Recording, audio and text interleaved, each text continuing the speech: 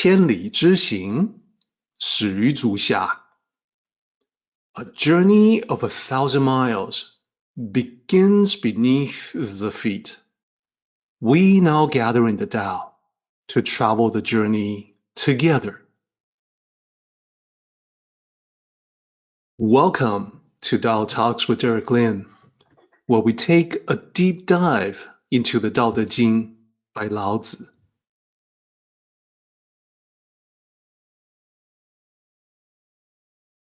I would like to extend a warm welcome to you. Thank you for joining us.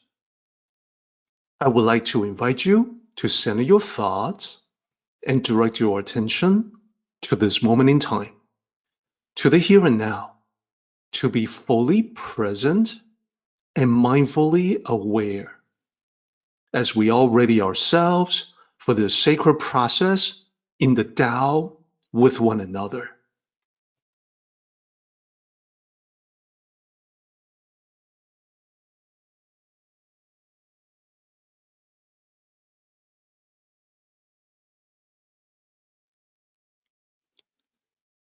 So, once upon a time in ancient China, there was a guardian spirit of the river. He was watching over the water of his river as it flows out to the ocean. Everything was as it should be, so the river spirit was content and satisfied. He thought about how big his river was. He felt proud. So he followed the flow of the river to the ocean. There, he saw that the ocean was so big that he could not see the end of it. With his river, he could stand on one side and see the other side. Suddenly, the spirit of the river was deflated. He said out loud, he said he was foolish to even think his river was big, because the ocean was unimaginably bigger than his river. When the god of the northern sea heard him say this, he responded. He looked at the humility expressed by the river spirit favorably. Because the river spirit was wise enough to realize that he had been arrogant, the god of the northern sea said it was possible for the two of them to have a conversation. The god of the northern sea would not bother speaking to someone who was arrogant and therefore not receptive to the Tao. So as they were having this conversation, part of it was about the relative scale of all things in creation. Now, the river spirit already thought the ocean was unimaginably big compared to his river. But the northern sea told him the ocean was nothing compared to heaven and earth.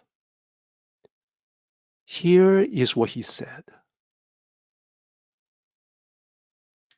He said, my existence between heaven and earth is like a small rock or a small piece of wood in a great mountain. Seeing this smallness in myself, I find it impossible to be arrogant. Then he said, if the ocean is contained within heaven and earth, then would it not be like a small puddle in a vast marsh? If the land is contained within the ocean, then would it not be like a grain of rice in a large warehouse? Hearing these comparisons of scales stunned the river spirit. He had already been feeling humble when they started their conversation. Now he saw that the truth was even greater and grander than he imagined. Slowly but surely, he began to appreciate the true magnificence of creation.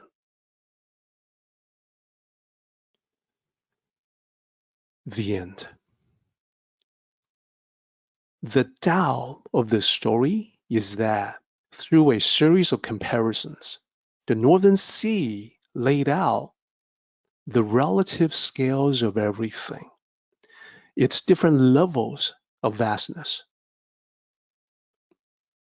As I mentioned, the river spirit was proud that his river was so wide that from one side of it, you could barely see the other side. But then the river is a small part of the land. So the reasoning is that the land must be much bigger. But then the land is contained within the ocean. So of course, the ocean is much bigger. The ocean itself is contained within heaven and earth, like the Northern Sea said. So again, much, much bigger. To look at it in the other direction, the Northern Sea said, I am tiny compared to heaven and earth. The land is tiny compared to me. The river is tiny compared to the land. So what Chuang Tzu is trying to convey is clear. We human beings are ever more tiny compared to a river. So if even the ocean is realizing its own insignificance, then we human beings have even less reason to be arrogant, because we're so many magnitudes smaller than heaven and earth, so much smaller it boggles the mind. It is almost inconceivable.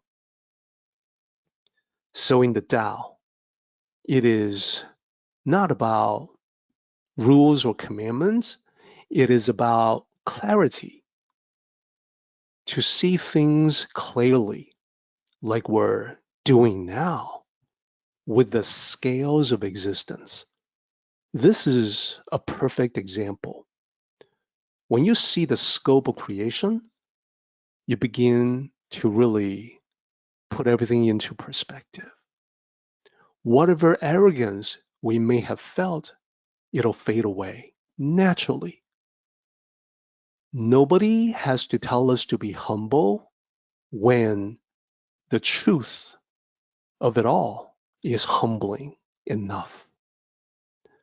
So this is better and more effective and more lasting than a commandment. Instead of thou shalt be humble and then obeying the commandment, it's better just to see why we should be humble.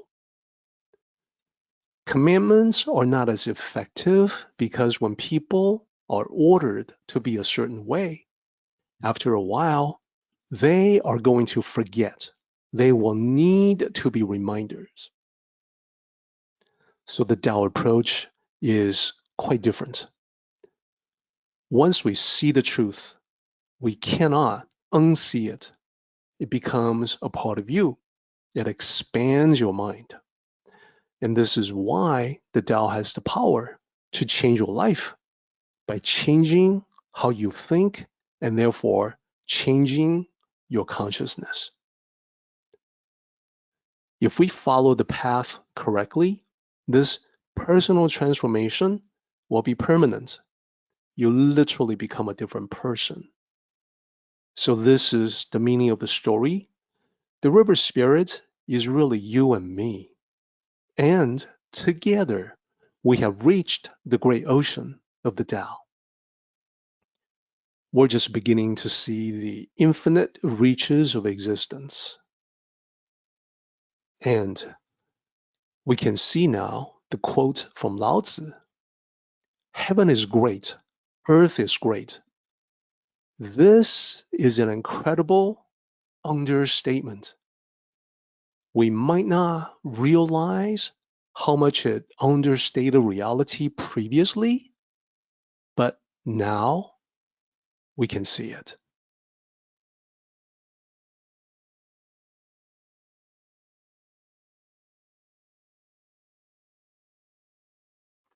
Our meeting has come to an end, but the journey continues on. Until next time, may the Tao fill you with peace and happiness.